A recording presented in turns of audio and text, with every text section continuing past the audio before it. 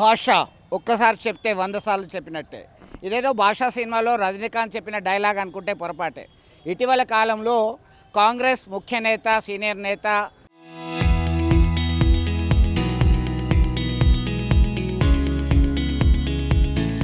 అనేక సందర్భాల్లో ఎమ్మెల్యేగా, ఎమ్మెల్సీగా, మంత్రిగా పనిచేసినటువంటి జీవన్ రెడ్డి తను పార్టీ మారడానికి నిర్ణయం తీసుకున్నారు. నిన్నటికి నిన్న ఓ లేఖ విడుదల చేశారు. ఈ నెల 25న కార్యకర్తలు, అభిమానులు, ముఖ్యమైనటువంటి సన్నిహితులు కలిసి జగిత్యాలలో ఉన్నటువంటి గొల్లపల్లి రోడ్లో బండారి గార్డెన్ అనేటువంటి ఫంక్షన్ హాల్లో ముఖ్య నేతలతో, కార్యకర్తలతో సమావేశం ఏర్పాటు చేయడం జరిగింది. దీనిలో భాగంగా జీవన్ రెడ్డి నివాస సమీపంలో ఒక పోస్టరు చాలా ఆసక్తికరమైనటువంటి చర్చకు దారితీసింది. ఒకవైపు రజనీకాంత్ బొమ్మ ఒక్కసారి చెప్తే 100 సార్లు చెప్పినట్టని, మరొక వైపు జీవన్ రెడ్డికి సంబంధించినటువంటి పిక్చర్ ఇది అట్రాక్ట్ చేస్తుంది.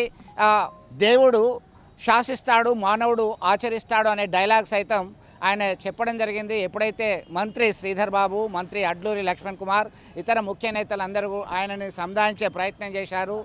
మీకు తగిన ప్రాధాన్యత ఉంటుంది అని నచ్చజెప్పే ప్రయత్నం చేశారు. అయినా ససేమిరా 43 ఏళ్ల రాజకీయ ప్రస్థానంలో అనేక ఉత్థాన పతానాలు ఎదుర్కొన్నాను.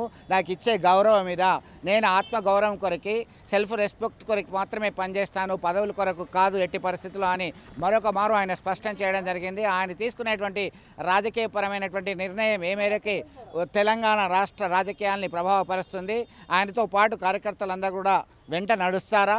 మరి పర్టిక్యులర్గా జగిత్యాల, ధర్మపురి, చొప్పదండి, కోరుట్ల, వేములవాడ ఈ ప్రాంతాలకు సంబంధించినటువంటి అసెంబ్లీ నియోజకవర్గాల్లో మంచి పట్టున్న నాయకుడు జీవన్ రెడ్డి. జీవన్ రెడ్డి తీసుకునేటువంటి నిర్ణయం మీద సర్వత్రా ఆసక్తికరమైనటువంటి చర్చ జరుగుతుంది.